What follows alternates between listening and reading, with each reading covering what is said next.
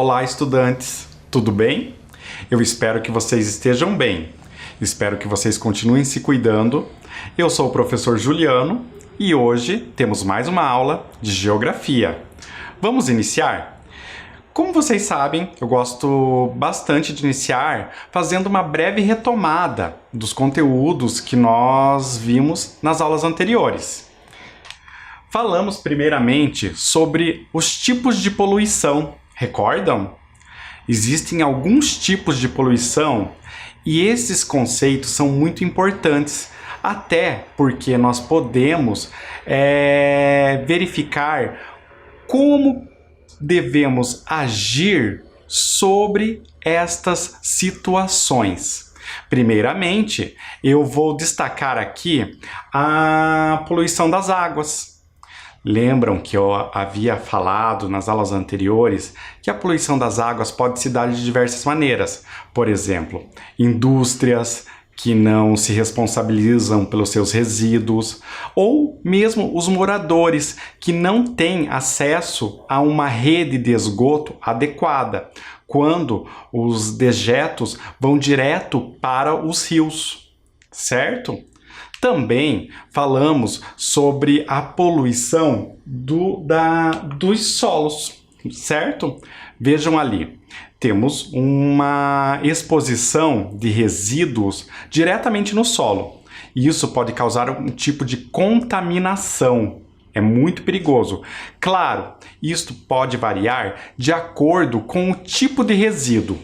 Como falei em aulas anteriores, alguns materiais podem causar diferentes tipos de contaminação, como por exemplo, pilhas, resíduos eletrônicos, televisões, DVDs, diversos aparelhos celulares, podem causar algum tipo de poluição ao solo. Também falamos sobre a poluição do ar. A poluição do ar, ela, embora não seja tão visível, ela pode causar grandes danos à saúde. Pode ser causada tanto pelos transportes que existem aí nas cidades, quanto pelas indústrias. A fumaça, todos esses gases que são emitidos na atmosfera podem causar danos ambientais. Também falamos sobre a poluição visual. Olhem ali. O que seria a poluição visual? Ela nos afeta de uma maneira que chama bastante atenção. Algumas cidades que não possuem uma legislação específica são levadas a ter um grande número de cartazes, placas, letreiros dos mais diversos que causam um incômodo visual. E isso pode ser prejudicial tanto à ambientação da cidade, quanto também a questões como questões ambientais. Por exemplo, eu vou ter uma dificuldade de entender o trânsito da minha cidade, eu vou ter um excesso de informações que me fazem não compreender aquele espaço. Então eu tenho um problema aí. Um outro tipo de poluição que é muito comum nas áreas urbanas é a poluição sonora. Vejam, a poluição sonora pode se dar de diversas formas, através de ruídos constantes que podem ser emitidos, causando um grande problema aí, né? Um problema inclusive à saúde, ou também a questão do som, que pode ser muito alto, e isso pode causar danos à saúde mesmo das pessoas, certo? Ali, falamos também na aula anterior sobre as ações. Recordam das ações que nós podemos tomar para evitar esses danos ou poluição? Ou esses vários tipos de poluições?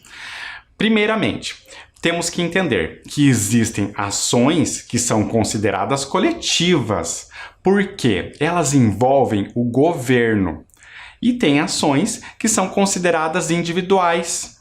Depende de nós mesmos, certo? Quais seriam essas ações coletivas ou governamentais? Vejam ali, a promoção da coleta seletiva. Quando na cidade é implantada a coleta seletiva, eu tenho uma ação governamental. Também eu posso pensar na fiscalização de empresas que têm um comportamento idôneo, né? Uma preocupação com o meio ambiente. Cabe ao governo essa fiscalização para que as empresas cumpram a lei, certo? Também eu tenho ali a instalação de redes de água e esgoto, são ações governamentais. E por último, eu falei ali também eu coloquei a imagem da preservação de algumas áreas verdes. Cabe ao governo manter e preservar, determinar quais são as áreas que precisam ser preservadas, certo? E quanto às ações coletivas, individuais, quais seriam elas? Primeiramente, se a cidade promove uma coleta seletiva, cabe a nós separarmos o lixo, os resíduos, certo? Também economizar energia e água, não pensando só na conta no final do mês, mas pensando principalmente na questão de quanto dos recursos nós estaremos economizando do meio ambiente, certo? Falamos também, então, das empresas. Cabe a cada um de nós compreender e entender quais são as empresas que têm uma responsabilidade ambiental. Eu tenho que me preocupar com isso. E como que eu vou ficar sabendo se uma empresa cumpre as leis? Pelos noticiários. Eu tenho que acompanhar, eu tenho que ter uma responsabilidade sobre isso. E por último, a reflexão e também a cobrança em relação às atitudes governamentais. Cabe a cada um de nós cobrar os nossos representantes sobre cada uma dessas ações, certo? E agora, vamos falar na aula de hoje. Falamos bastante então sobre poluição. Hoje vamos falar sobre o clima e os tipos de vegetação que existem em nosso país, certo? Primeiramente, eu vou fazer um convite. Temos aí na tela de vocês duas imagens. Eu gostaria que vocês refletissem sobre elas. A primeira imagem vai mostrar uma área verde, ela apresenta um rio, apresenta um terreno alagado, esse terreno é plano, certo? Mas não é muito parecida com a segunda imagem, concordam? A segunda mostra um espaço bem diferente, certo? Olhem ali na tela, eu tenho uma área verde também, mas a imagem nos faz pensar numa diferença. Embora essa área seja verde, ela nos remete a um ambiente um pouco mais seco, certo? Vejam ali. A primeira imagem mostra a floresta amazônica. A segunda, o Cerrado, no município de São Roque, em Minas Gerais. São espaços bem diferentes. E é sobre isso que nós vamos falar hoje. Primeiramente, vamos pensar ali. Olhem a questão que se apresenta na tela de vocês. Será que as características de relevo, clima e formações vegetais são sempre iguais em qualquer lugar do planeta? Será? Gente, todo o nosso planeta é composto por diversos espaços e características diferentes em cada um desses espaços. Primeiramente, o que pode modificar, propiciar essas características? O clima. O que seria o clima? Então, essa questão do tempo, se em algum lugar pode ser mais considerado mais chuvoso, mais quente, se é chuvoso é úmido, se é muito quente e pouco chuvoso ele é mais seco. Então, isso é o clima. Também a questão sobre o relevo. Vamos falar bastante ainda sobre relevo. Vejam, o relevo ele vai nos fazer refletir sobre o solo. O solo será que é plano, reto, ou será que ele apresenta ondulações? Ele pode ser diferente. No caso ali da imagem, existem ali as montanhas para diferenciar os tipos de relevo, certo? Também temos a questão da vegetação. Diferentes lugares do globo têm diferentes tipos de vegetação, certo? Agora, qual é a diferença entre clima e tempo atmosférico? Essa é uma questão importante. Vocês sabem a diferença? O que será que é o clima e o que será que é o tempo atmosférico? Pensem sobre isso aí, pessoal. Existe sim uma diferença. Primeiramente, vamos pensar. Tempo atmosférico. O tempo atmosférico está relacionado ao quê? À temperatura, ao estado geral da atmosfera em um determinado momento. Por exemplo, o dia pode estar com uma grande quantidade de ventos, ele pode estar mais frio ou mais quente, ou de repente o tempo pode estar chuvoso. Isto vai explicar o que seria o tempo atmosférico. Normalmente a gente fala sobre a temperatura, não é mesmo? Só que ele é um pouco diferente do que seria o clima.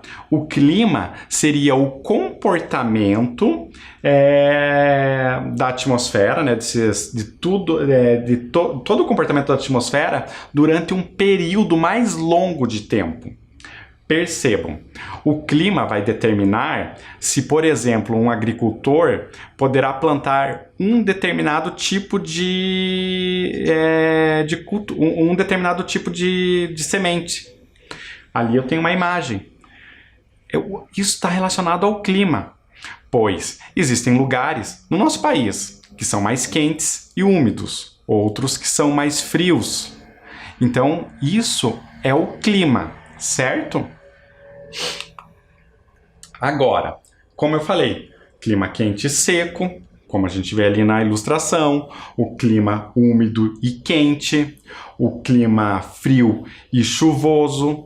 Essas características representam o clima e não o tempo atmosférico, certo? Quando a gente vai falar de tempo, o tempo atmosférico, a gente vai pensar nas condições do dia de hoje. Eu separei aqui uma previsão do tempo de um dia muito recente. Então, vocês costumam ver essas informações em noticiários, quando alguém vai falar do tempo, vai falar das condições do tempo naquele dia específico. Vejam, eu tenho ali um mapa do nosso país, um mapa do Brasil. E cada região pode apresentar uma temperatura diferente. Não só cada região, como cada estado, cada cidade pode apresentar uma temperatura um pouco diferente. Então, eu vou fazer uma pergunta. Qual capital apresenta a temperatura mais baixa? Vamos pensar. Este mapa ali na tela mostrou algumas capitais. Eu quero que vocês agora, olhando para a tela de vocês aí, me digam qual capital apresenta a temperatura mais baixa. Vocês vão ter que pensar, aí, olhar. Eu vou dar uma dica. A capital que tem a temperatura mais baixa tem menos que 20 graus aí na tela. Conseguiram encontrar? Olhem ali. É Belo Horizonte, com 19 graus. 19 graus é uma temperatura que não é considerada frio, também não é tão quente, né? Não é mesmo? Então a gente conseguiu perceber que como que funciona a previsão do tempo, que a gente vê cotidianamente na TV, certo? Mas agora eu tenho uma pergunta que é um pouco diferente. Qual capital apresenta a temperatura mais alta, ou seja, mais elevada? O mapa é o mesmo. Olhem lá. Eu vou dar uma dica ali, ó. Já coloquei ali que Belém tem 30 graus, né, no dia que foi dessa previsão. Será que tem outras temperaturas próximas a esta que está na tela de vocês? Vejam, então a gente já sabe que a temperatura tem que ser maior que 30 graus. Em Belém, 30 graus. Em Palmas, também 30 graus. Em Manaus, 30 graus. Conseguiram visualizar alguma temperatura maior que 30 graus? E aí? Teresina, 31 graus. Mas será que ainda tem alguma maior? Cuiabá.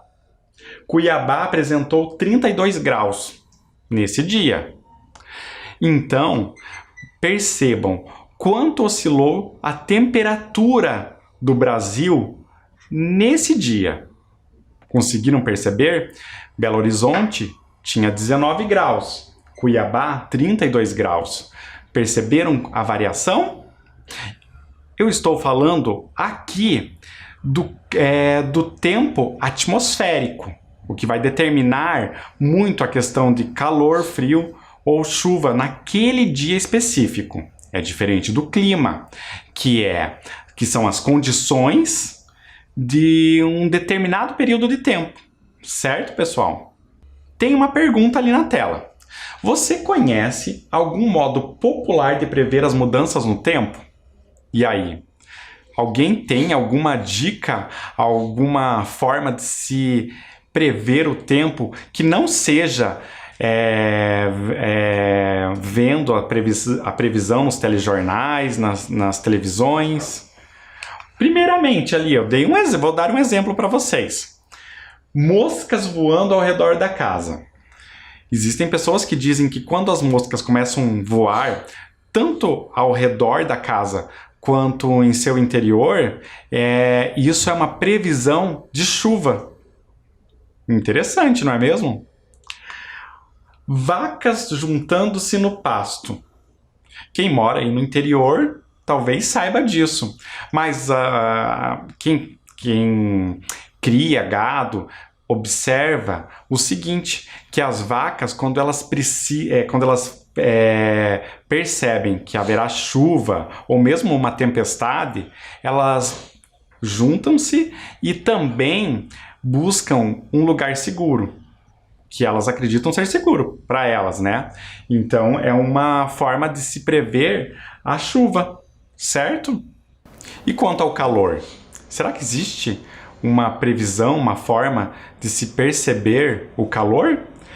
Ali, pássaros voando alto no céu no início da manhã podem indicar um dia muito quente. Também, os sapos coachando bem alto indicam que o dia será bem quente. Aqui, uma outra pergunta. Como é o clima de Curitiba? Alguns aí de vocês podem responder muito bem, não é mesmo?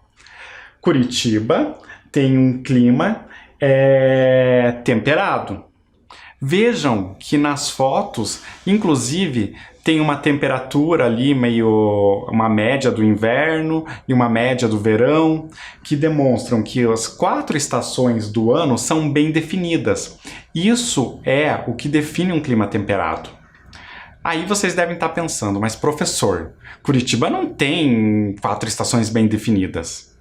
Mas uma coisa vocês têm que ter em mente, o que eu acabei de falar. O clima vai determinar um período de tempo. Não estamos falando da previsão diária do tempo atmosférico, certo? Por isso mesmo, eu até separei aqui uma imagem. Um artista paranaense colocou ali: Curitiba não nos poupa. Ontem tomei sorvete, hoje tomo sopa. É o Álvaro Posselt. Ele escreveu este haikai e representa bem, né, a ideia de como se mostra o tempo aqui em Curitiba, né? Só que vejam, o artista está falando de como que se apresenta o tempo atmosférico de Curitiba. Às vezes acordamos e pela manhã sentimos muito frio, no meio da tarde, próximo ali, no meio da tarde não, na hora do almoço está bem quente, à noite volta a estar bem frio. Aí a gente percebe que a oscilação de temperatura, certo? Mas não o clima. O clima de Curitiba, ele é temperado, ou seja, ele apresenta as 4 estações bem definidas. O inverno mais seco e o verão mais úmido, mais chuvoso, certo? Aqui. Agora a gente vai falar sobre a questão da vegetação. Em certos locais do Brasil, as temperaturas são elevadas durante todo o ano. Chove pouco e as chuvas são irregulares, ocorrendo períodos de seca. Ali eu tenho uma imagem da Caatinga.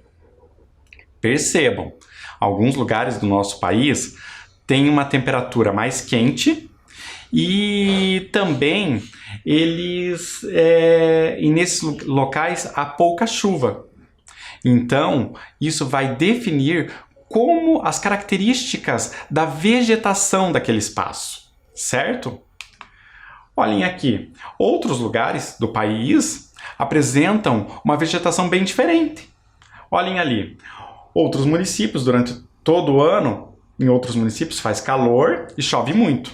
Olhem um exemplo, o exemplo ali da imagem, mostra o Rio Negro em Manaus. Percebam que a fotografia, apresenta nuvens, né, no céu. Então, a incidência de chuvas naquele local é muito maior. Então, é um local mais úmido.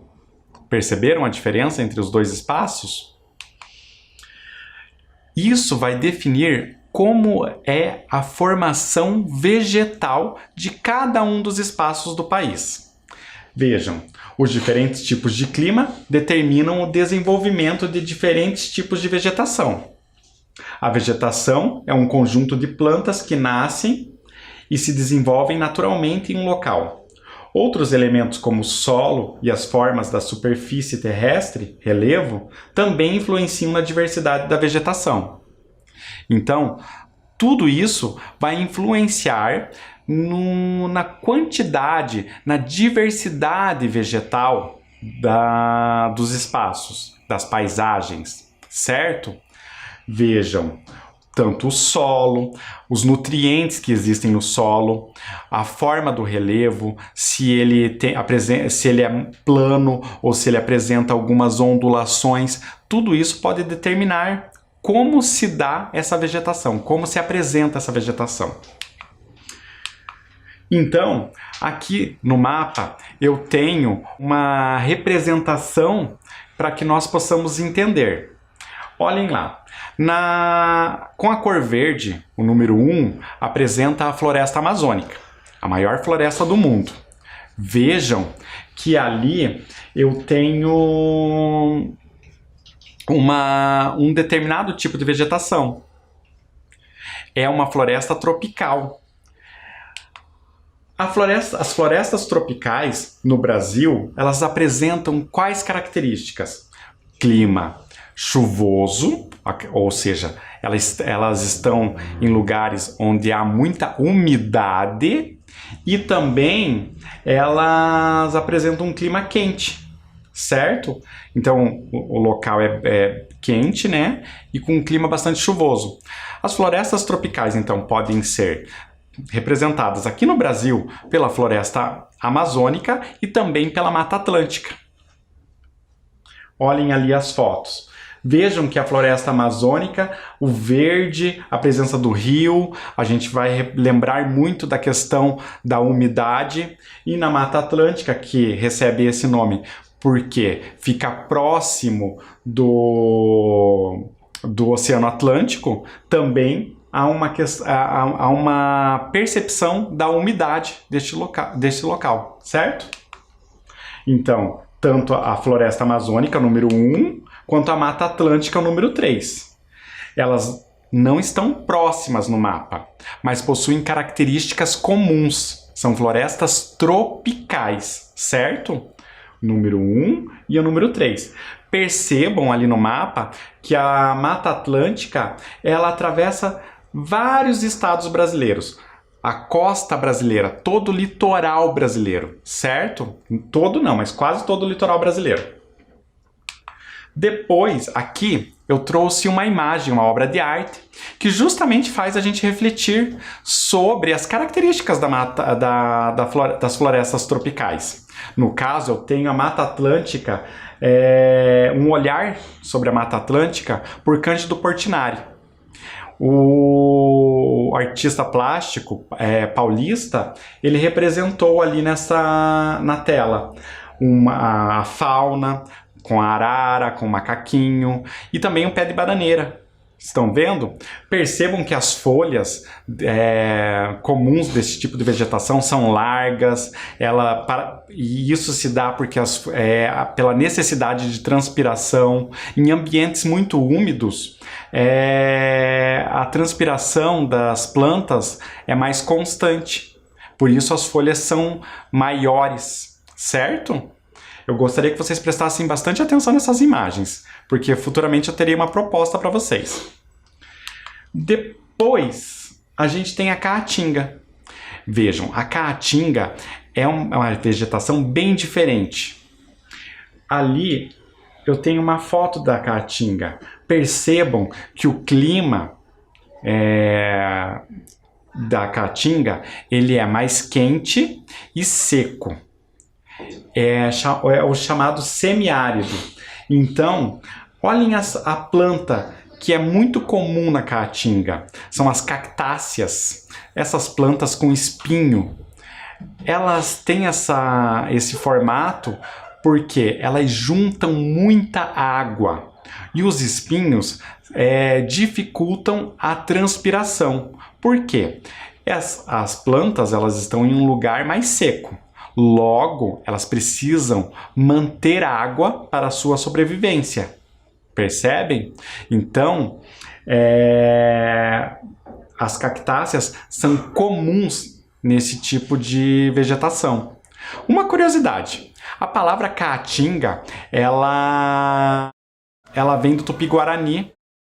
Ca, que é mata, e tinga, que é branca. Daí vocês vão pensar, mata branca, professor? Sim, os indígenas, eles perceberam que a predominância da cor dessa mata era uma cor esbranquiçada. Não que não seja verde, como qualquer tipo de vegetação, mas existe uma predominância dessa coloração, certo? Aqui no mapa, onde está a caatinga? O número 2, a cor vermelha. A caatinga é muito comum no Nordeste brasileiro. Certo, pessoal? Depois, eu tenho aqui a imagem que representa a caatinga. É uma imagem do artista plástico Antunes. Percebam a presença das cactáceas, que são essa vegetação com espinhos. Tem a representação da fauna, que são os animaizinhos ali, os pássaros, né? No caso ali são chamados gaviõezinhos e chamam bastante atenção. A caatinga, embora pelos indígenas seja chamada de mata branca, né? Ali o artista representou com uma cor mais amarelada, mas não é tão esverdeada quanto as florestas tropicais. Depois eu tenho o cerrado. O cerrado é uma representação, ele tem características bem diferentes. Vejam, o cerrado também ele é comum, nesse ambiente é comum um clima mais seco e também quente. Por isso mesmo, a vegetação se apresenta de uma maneira peculiar. Vejam, é a cor. Ele tem uma cor quase amarelada, né, na fotografia. Não é um verde tão específico que a gente consiga perceber. E também, olhem lá a árvore que está sendo representada, que aparece na imagem. Eu tenho galhos que são retorcidos, não é mesmo? E também a casca desses galhos são bem grossas. E isso se dá pela adaptação dessa vegetação. Como o lugar é muito quente e pouco chuvoso, as plantas elas se adaptam. Percebam que existem gramíneas, que são essa vegetação horizontal, mas também eu tenho os arbustos, inclusive as árvores que não são tão grandes. O cerrado ali é o número 4, a cor laranja. Olha como ele é predominante, principalmente na região centro-oeste, mas também ele vai até ali a região norte, a região nordeste do Brasil, certo? A representação do cerrado, como eu falei, olhem a cor que o artista utilizou ali. É o Márcio Aurélio dos Santos, um artista que representou o cerrado ali. Vejam a questão de como se apresenta a vegetação e principalmente a árvore ali, os troncos retorcidos, aqueles galhos que aparentam uma casca mais grossa, a coloração da vegetação. Agora, a mata de araucárias, que é a nossa conhecida, certo? A mata de araucárias, ela ocorre muito aqui no sul do país, né? Principalmente aqui no Paraná e Santa Catarina. Ela é uma vegetação com um clima mais típico de chuvas, e não muito frio. Por quê? Aqui a gente tem um clima mais temperado, ou seja, as estações são bem definidas. Por isso que as araucárias elas se dão nessa forma. Percebam o tamanho da árvore. Elas levam décadas para se formar e atingir essa altura. Certo, pessoal? E vejam que então não há predominância daquela vegetação rasteira no chão. Então, as matas de araucária são representadas ali no mapa pelo número 5, a cor verde clara. E também ali entre o sul e um pouquinho do sudeste.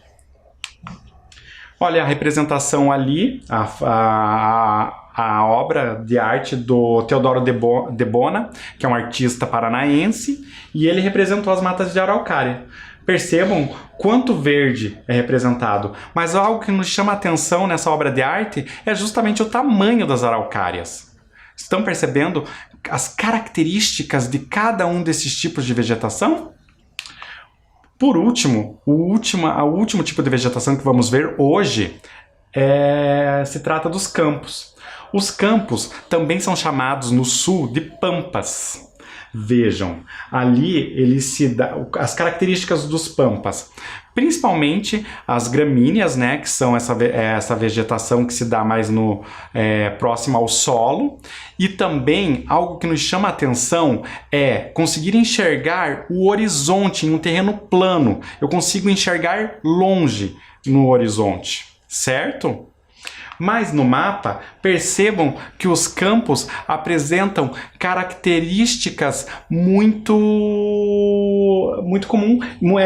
O que nos chama a atenção, na verdade, é que ele está, em relação à quantidade, né, ele apresenta uma área bem pequena, porque ele ocorre principalmente no extremo sul do Rio Grande do Sul.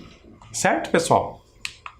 Olhem lá a obra de arte, eu trouxe ali o Pampa por José Rosário, um artista plástico mineiro que representou o Pampa. Percebam ali então que eu consigo ver o horizonte, porque o terreno é bem plano, certo? Agora eu tenho uma proposta. A gente vai fazer um jogo da memória. Vocês podem aí se aproximar da tela de vocês para conseguir resolver esse jogo. É o seguinte, vocês têm todos os tipos de vegetação que eu acabei de falar. E agora, eu queria que vocês encaixassem, claro que vocês não vão encaixar aí, não precisa nem tocar na tela da televisão para prevenir de qualquer acidente. Mas vocês vão tentar relacionar a imagem ao nome da vegetação, certo? Primeiramente, aí no canto direito da tela de vocês, vocês têm ali, olhem a vegetação. Ali eu tenho as cactáceas, que são aquelas plantas que precisam guardar bastante água, cheias de espinhos. Então, será que é Mata Atlântica, Cerrado, Campos, Mata de Araucárias, Floresta Amazônica ou Caatinga? E aí, pessoal, conseguiram pensar? É a Caatinga. Percebam quanto, mesmo sendo um tipo de vegetação, a predominância de uma cor que não é bem o verde, uma cor esbranquiçada, certo? E agora a próxima. Eu tenho ali uma área verde bem grande, mas tem a presença do oceano, né? Uma praia ali. Pensem bem, oceano, praia. Será que é Mata Atlântica, Cerrado, Campos, Mata de Araucárias ou Floresta Amazônica? Nós estamos próximos ao Oceano Atlântico, então ali eu tenho a representação da Mata Atlântica. E agora a próxima. Vejam, olha, aquela vegetação com os galhos retorcidos, um ambiente mais árido, que representa algo que lembra um ambiente mais seco. Então eu tenho o Cerrado, os Campos, as matas de Araucárias, ou eu tenho a Floresta Amazônica. E aí, conseguem responder? É o Cerrado. O Cerrado tem essa característica de ser um pouco mais seco. E o próximo? Aqui eu tenho uma imagem que lembra bastante a umidade, não é mesmo? Olhem os rios, o terreno alagado. Será que são os campos, as matas de Araucárias ou a floresta amazônica? É bem verde, bem densa, né, essa paisagem. Floresta amazônica. Por último, a nossa conhecida aí. Será que estas árvores altas são comuns nos campos ou as matas de Araucárias? Essa ficou fácil, não é mesmo? A mata de Araucárias. Por último, aqueles campos que são chamados de pampas, onde eu consigo ver o horizonte, seria uma representação dos campos, certo?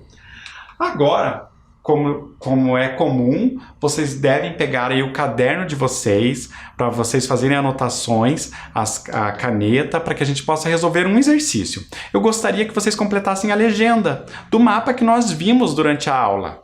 Vejam aí, vocês têm uma numeração de 1 a 6 e vocês só têm que completar a legenda. Eu não estou pedindo para ninguém desenhar o mapa agora, é só completar a legenda. Então você vai lá, colocar a data, número 1, completa a legenda, e daí vocês vão numerar de 1 a 6, completando com as letras que estão faltando o tipo de vegetação que foi apresentada na aula de hoje. Eu vou dar um tempinho para vocês copiarem.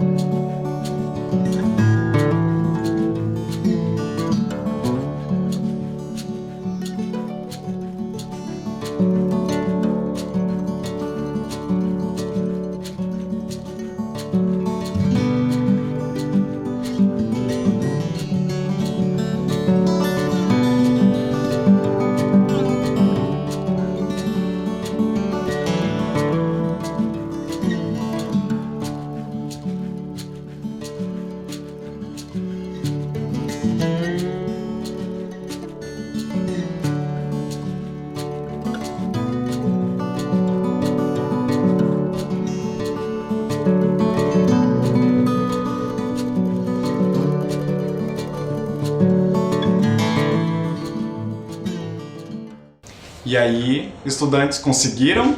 Eu espero que sim. Vejam lá, a legenda é a parte informativa do mapa. Primeiramente, o número 1, que é aquela região que fica mais ao norte ali, representa a floresta amazônica. Depois, número 2, eu tenho a caatinga, certo? Estava faltando uma parte da palavra. Número 3, Mata Atlântica. Olha aquele som do tl, Atlântica. Então a Mata Atlântica é aquela que cobre quase todo, né, o litoral brasileiro. O número 4, o Cerrado. Os 2 R seguidos ali, né? O Cerrado, que é o número 4, bem ali no centro do mapa, né? O número 5, a nossa mata de araucárias. Estava faltando ali as 2 vogais, o A e o U, para completar mata de araucárias. E por último, os campos, lá no extremo sul do Rio Grande do Sul, aqui, pessoal. Certo? Espero que vocês tenham conseguido terminar. É um exercício bem simples. E por hoje, nós vamos encerrando a nossa aula por aqui. Eu espero que vocês tenham gostado. Continuem participando. Na próxima aula, eu vou sugerir uma atividade envolvendo todos esses conhecimentos. E eu vou querer conhecer um pouco dos dotes artísticos de vocês. Mas eu vou pedir essa atividade no nosso próximo encontro. Certo, pessoal? Até lá, e por hoje eu vou terminando por aqui. Tchau!